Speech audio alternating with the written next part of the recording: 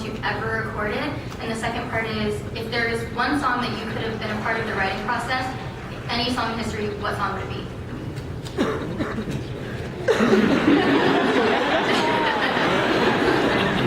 See, my favorite songs, if I was in on that, I'd mess them up. One of my favorite songs is Hobo Blues by Johnny Lee Hooker. Download that one, that's for sure. But if I was in on the writing process, it would have changed, and I wouldn't want it to change. I guess, it Smells Like Teen Spirit, right? Big hated that song. It was a sellout, and so maybe if I could mess that, see, that's a great song. You don't get it, it's really good. Yeah. Oh man, I don't know if I can answer that one. That's really hard. My favorite song that I've recorded.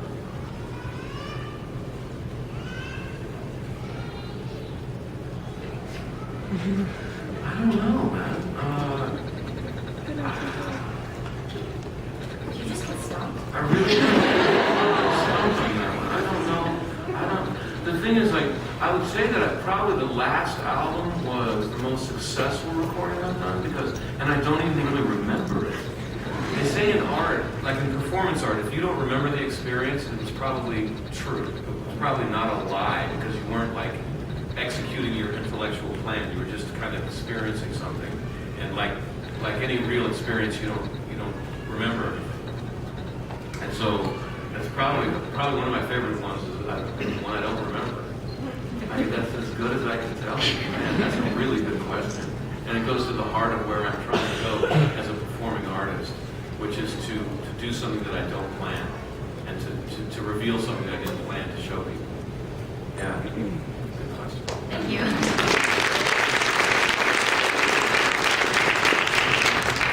Hi. It was nice seeing you again, too. I was Nikki Wood yesterday. You're awesome! Yeah, My favorite Slayer! So you were perfect for that. Yeah, you got that hair.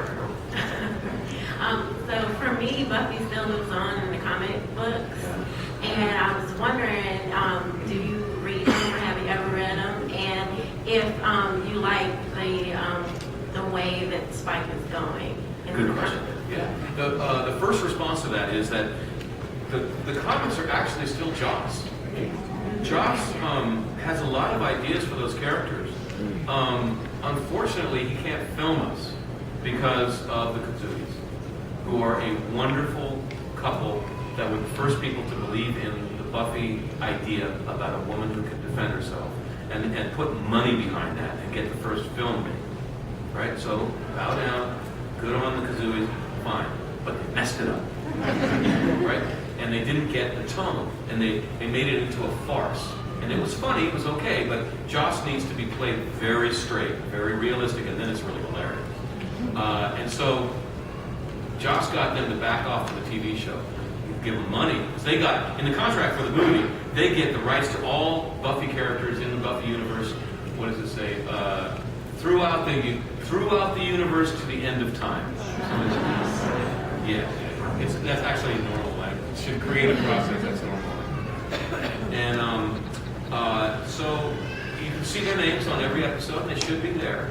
But ever since then, every time Joss tries to get a camera on any of us, they come in and it all just blows up. So, but we should not have bad feelings to the Kazooies, because without them, we would never even know the name of the Vampire Slayer. So Joss will not be denied, and he's like, okay, fine. You don't have rights over comics. I'll just write my ideas in comics. And so Joss's vision continues through the comics. That being said, I think that comics will give you anything that you want, because you don't have a budget, you don't have to schedule actor schedules, you have no constraints at all, and you can just have Spike with a spaceship. And there's something about giving artists everything that they want and having no constraints that somehow is not, sometimes is exciting in a strange way. Same thing with Pro Tools, with music. Once you can have anything that you want, and you don't have to deal with your own humanness and your own mistakes, and you can eradicate what you think are mistakes, which is actually the dirt, which is actually really good. Sometimes it's not as interesting. So I think the comics are great, but I would like to tell the people who are writing comics, pretend that you have a TV budget.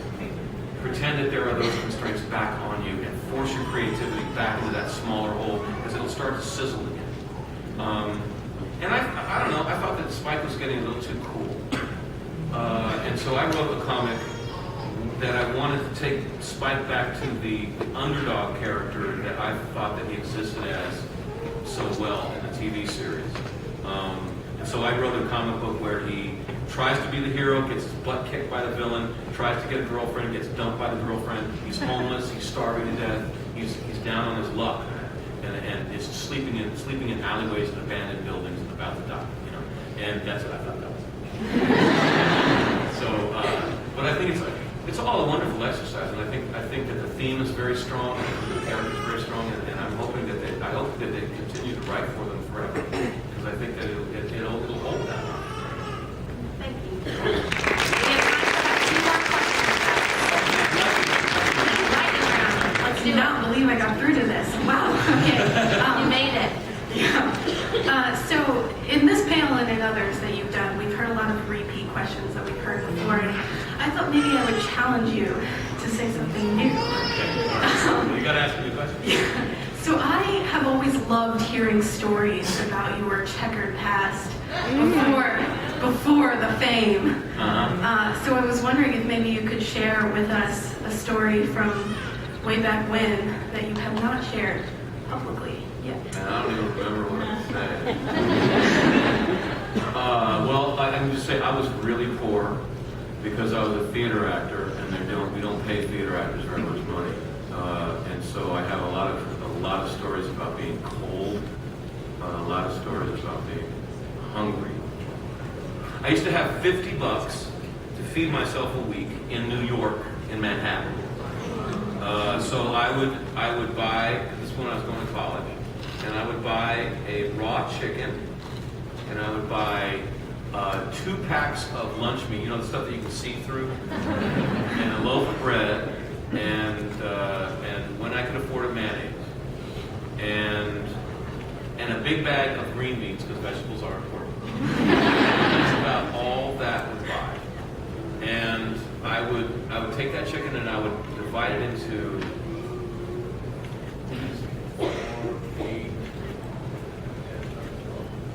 14 pieces. So you have to cut the back end. No, 12 pieces. So and then I would fry that, and then I would like batter it and then rebatter it and fry it, because you get oil into it, you get more calories into that piece of meat. And yeah, the good days were the breast days and the thigh days, but then the bad days were the back days, like how I have a back today. And then I could only put 1 or 2 slices of that really thin meat in the sandwich, and the good days were the 2 slices, because you could actually tell that there was some meat in there. And the bad days were just the 1 slice, why bother, you know. And there were times when it was just a bread sandwich, you know, like a mayonnaise sandwich. But bread is good, you know. Yeah. And you can survive on bread alone, I don't care what they say.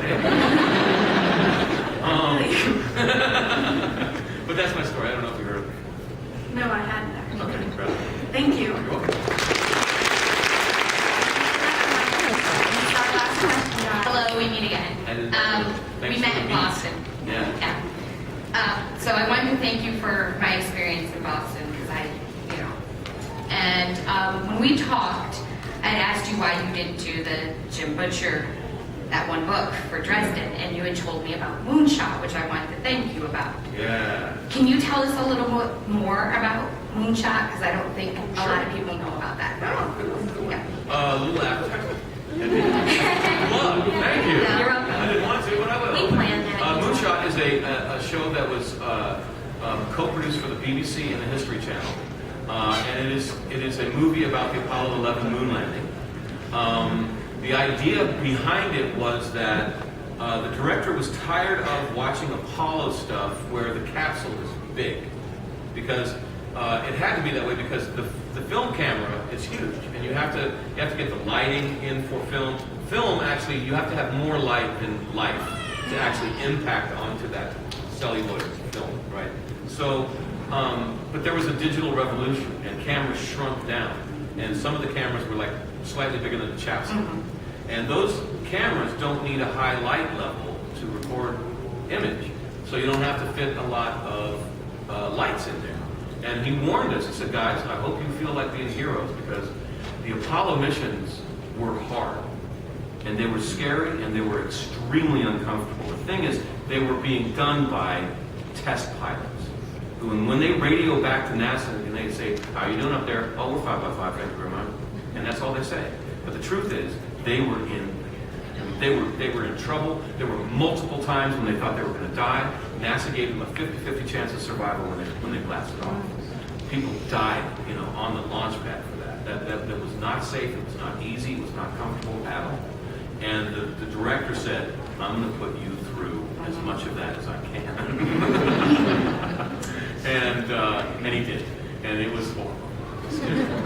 But he used to play us David Bowie's We Can Be Heroes.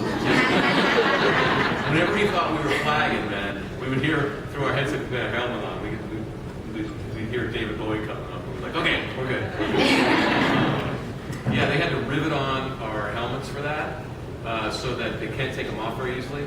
And the thing is that Buzz is a real guy's guy, yeah, but he had oxygen in his suit.